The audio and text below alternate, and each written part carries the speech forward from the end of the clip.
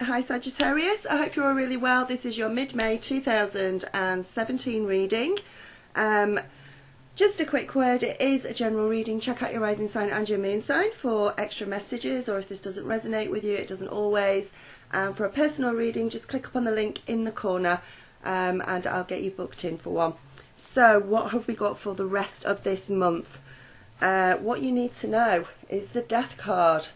The Death card is saying you are going through some serious transformations. There is this could be on a physical level, or it could be on an emotional level. It may, usually the Death card, sometimes it's caused by a separation. So you may have split up from somebody, or you may have walked away from a job, or you may have walked away from a family member, or they've walked away from you, or there could have been an argument with a friend.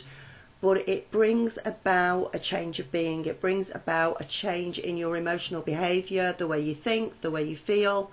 And this is something's coming up in the next couple of weeks, which is going to cause, and you could already be going through it now.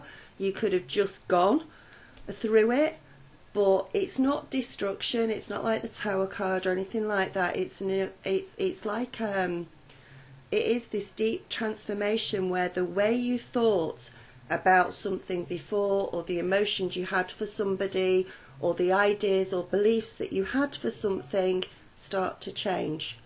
And you start to emerge on this new path of understanding and belief. Now, as I say, usually it can happen because of a bit of a traumatic time that's going on, but it brings out the better you within you. It makes you stronger than you actually thought you were, because it's something that you usually have to battle through as this transformation comes around. So there's something here that makes you sit up and take notice, sit up and really think about things, maybe the way that you're leading your life, maybe it's your health, maybe your spirituality, and taking on a new set of beliefs or feelings, different, or even just totally letting go of something, which would bring about new emotional feelings as well. If you let go of something, let go of a relationship or a job or a family member, or said, you know, I'm not dealing with that anymore, don't need it.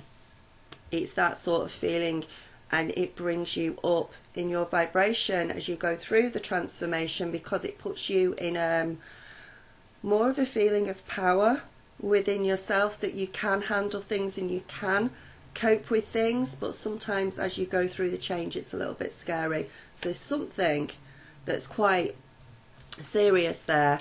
What you need to embrace is the Lover's card. The Lover's card is not, it can be about union, it can be about working with somebody else. Usually though, it's you making a decision to commit to something. So you are going to have a change in consciousness this month. You are having that change of emotions, which makes you come to a decision that you have to commit to something in your life. So it could be as simple as you've got a job and you don't particularly like it, and you just bumble your way through it every day, and then something happens within that job and suddenly you become committed to that job. Suddenly maybe you get a promotion, or suddenly you've got new responsibilities, which renews your belief that you can do that job. Or finally, after ages and ages of learning or studying something, or learning a new job, or going to, you suddenly know it, and you've finally settled into the job, you finally settled into it, and you make that commitment to things as you go along. Obviously with the Lover's card, you could be making a commitment to a marriage, to moving in with somebody, to help a friend.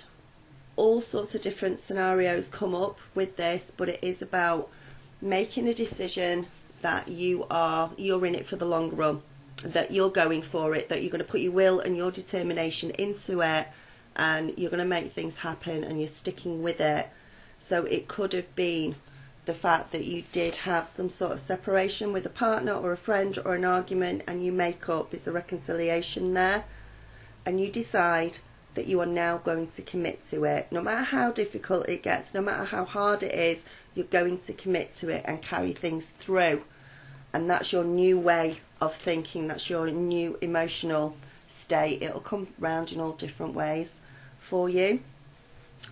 We have got, what you need to avoid is the Magician. And the Magician is in the reverse position because obviously it's what you need to avoid.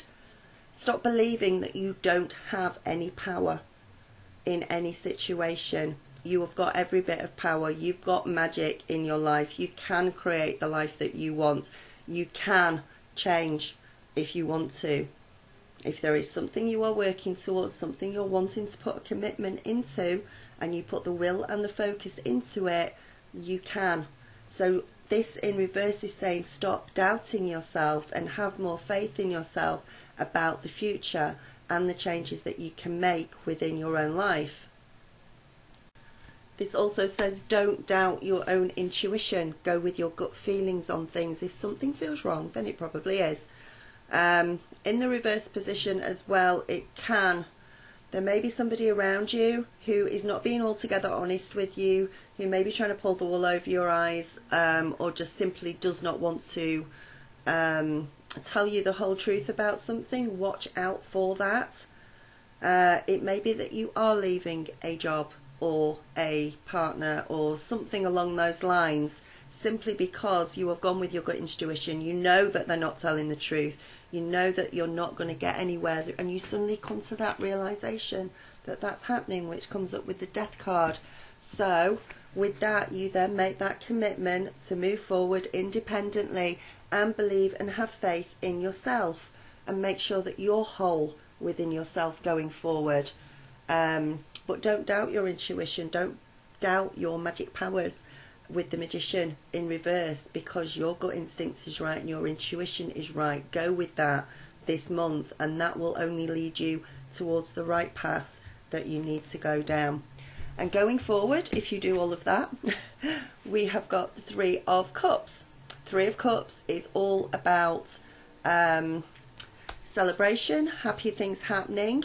Let me just warn you though, that if there is a trickster around you, if there is somebody there, it may represent somebody else involved in something. It may mean three people in something here. So there may be a love rival, or somebody who somebody else in the picture somewhere around the way. I'm not saying that all your boyfriends or girlfriends are having an affair or anything like that. Something's not right, and it may involve a third person.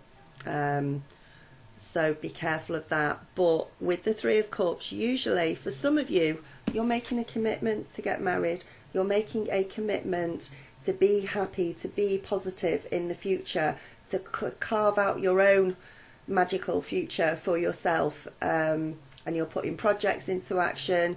You are very self-confident about things, and there's a lot for you to celebrate.